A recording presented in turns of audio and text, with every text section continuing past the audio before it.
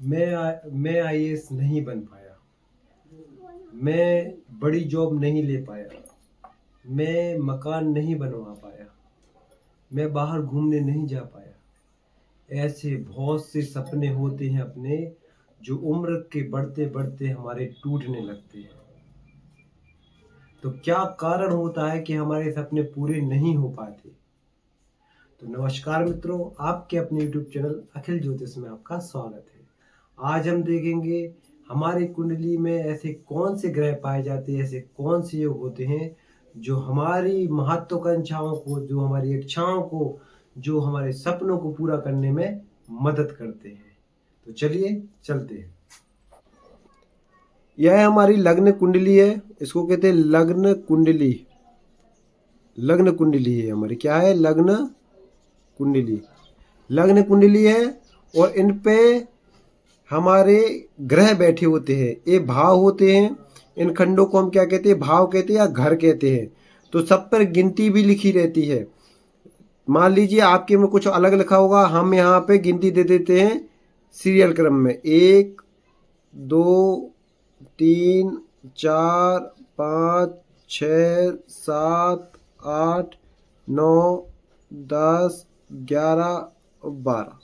हमने यहाँ एक गिनती दे दी, आपके में कुछ और गिनती हो सकती है, कोई दिक्कत नहीं, बस हमें स्वामी पर ध्यान रखना है, ठीक है। जैसे पहला हमारा सूत्र क्या है? जब लग्नेश, पहला भाव क्या होता है? लग्न भाव, इसको कहते हैं लग्न भाव। और लग्न भाव के स्वामी को क्या कहते हैं? लग्नेश। लग्न के स्वामी को क्या कहते हैं? लग्नेश। तो पहले में क्या, कौन सी गिनती लिखी है? आपके में कोई और गिनती होगी, हमारे में 1 लिखा है। तो 1 और 8 का स्वामी कौन होता है? मंगल। 2 और 7 का स्वामी कौन होता है? शुक्र। आप देख लो आपके में क्या लिखा है। 3 और 6 का स्वामी कौन होता है? बुध। ठीक है, 3 और 6 का बुध। 4 का चंद्रमा। 5 का सूर्य। ये हमारे में लिखे रहते हैं। 9 और 12 का गुरु। ये हमारे, आप देख लेना आपके में कौन सी गिनती लिखी है। तो यहाँ जो गिनती लिखी है उसका स्वामी यहाँ है। यदि इसकी गिनती जो लिखी है, इसका स्वामी यहाँ 1 लिखा है, इसका हो गया मंगल, लाभ भाव में आके बैठ जाए यहाँ पे, तो ऐसे व्यक्ति की जीवन में परिश्रम के साथ स्ट्रगल करके अपनी मनोकामनाएं, अपनी इच्छाएं, अपनी महत्वाकांक्षाएं, अपनी सपने पूरे कर लेते हैं। अपने सपने इनके पूरे हो जाते हैं। बस 2-3 चीज़ों का ध्यान रखना होगा। यह मंगल अस्त नहीं होना चाहिए, यह मंगल अस्त नहीं होना चाहिए, कम अंश का नहीं होना चाहिए, बकरी नहीं होना चाहिए, खराब ग्रहों से पीड़ित नहीं होना चाहिए, बस इतना नहीं होना चाहिए।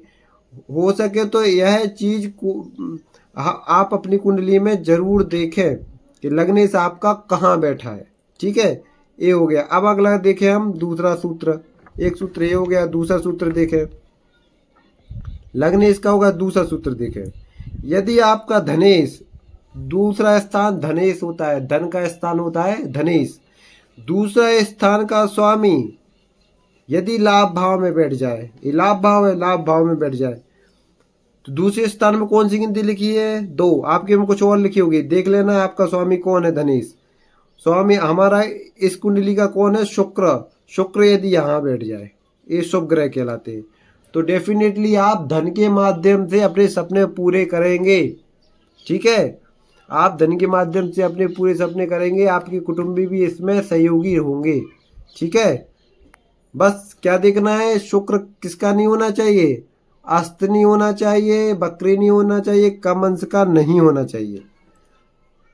अब बात करें, वो पीड़ित नहीं होना चाहिए, कोई पापी ग्रह इसके साथ में बैठे ना हो। फिर हम बात करें तीसरे सूत्र की। तीसरा सूत्र क्या है? यदि भाग्येश लाभ में हो, भाग्येश कौन होता है? भाग्य होता है भाग्य भाव का स्वामी। यह स्थान कौन है? भाग्य भाव। 9th भाव होता है भाग्य भाव का। तो यहाँ कौन सी गिनती लिखी है? इसका स्वामी। यहाँ आपके में जो गिनती लिखो तो आप देख लेना, मिला लेना। यहाँ 9 नंबर लिखा है, तो 9 का कौन है? धनु राशि का क्या होता है? गुरु। गुरु कहाँ बैठ जाए? यहाँ बैठ जाए। गुरु यहाँ बैठ जाए तो आपकी इच्छा भाग्य पूरे करेगा। पूजा पाठ भाग्य किस्मत से आपकी इच्छाएं सपने पूरे होंगे, चाहे वो कितने ही बड़े क्यों ना हो। इसे ऐसे व्यक्तियों को भगवान के आश्रित होना चाहिए और भगवान की पूजा पाठ करना चाहिए और उपाय करने चाहिए। ठीक है, भाग्य इसका हो गया। अब इसके बाद चौथा सूत्र है, क्या है कि यदि भाग्य भाव का स्वामी, नहीं भाग्य भाव का हो गया, अब अपना है लाभ। लाभ भाव का स्वामी, इसी भाव का स्वामी इसी भाव में बैठ जाए। यहाँ क्या लिखा है, 11 का अंक, 11 अंक का स्वामी कौन होता है, नहीं लिखा हमने। 11 अंक का स्वामी होता है 10 और 11 का होता है शनि। तो इसका शनि, इसका है शनि, आपके में कुछ और होगा, यही हो या कुछ और हो सकता है। तो शनि आपका कहाँ बैठ जाए, इसी भाव में बैठ जाए। शनि किस में बैठ जाए, इसी भाव में बैठ जाए। तो लाभ इसका स्वामी, लाभेश लाभ में बैठ रहा है, लाभ भाव का स्वामी लाभ में बैठ जाए, लाभेश लाभ में बैठ जाए। तो ऐसे में क्या होता है, आपकी इच्छा मनोकामना सपने जरूर पूरे होते हैं। बस ध्यान रखने की बात है कि यह जो स्वामी होते हैं, जो भी हमने स्वामी बताए, जो ग्रह बताए, वो ना तो अस्त हो, ना बकरी होने चाहिए, ना किसी ग्रह से पीड़ित होने चाहिए, ना कमंसिकी होने चाहिए। इन सब स्थितियों में ना दृष्टि होनी चाहिए, ना युक्त होना चाहिए पापी ग्रह से। तो आपकी इच्छाएं जरूर पूरी होंगी, उनकी इच्छाओं को कोई नहीं रोक सकता, चाहे कुंडली और भी चीजें अपोजिट कितनी भी क्यों ना हो। इन ये जो बताए वो चीजें बस नहीं होनी चाहिए। ठीक है, तो चलिए हम ऐसे ही आपको और सारे योग लाते रहेंगे जिनको आपको लाभ हो, जिनसे आपको लाभ हो, ऐसे हम योग लाते रहेंगे। आपका कोई प्रश्न हो तो आप हमें कमेंट बॉक्स में पूछ सकते हैं, यूट्यूब लाइव आ सकते हैं, यूट्यूब लाइव हम करते हैं, यूट्यूब लाइव आके आप लाइव क्वेश्चन पूछ सकते हैं। हमारा नंबर है, आप नंबर भी नोट कर लें, 7067949426।